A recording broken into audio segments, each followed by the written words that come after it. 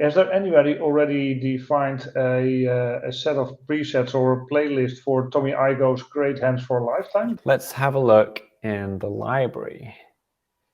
There's a search in the library. It looks like we've got something. So let's install that.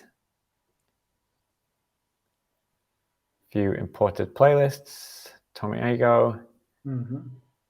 8. So 8 bounce, and then doubles. And gradually increasing tempos. And then long roll, 5-stroke roll. So yeah, it looks like looks quite complete. Yeah.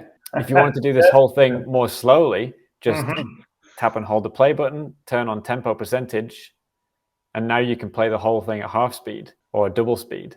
If you want, you can just put a click on for all of these things and mute the actual playback so that you're not playing along to another practice pad doing it. You're just seeing it and playing along to a click. So 8.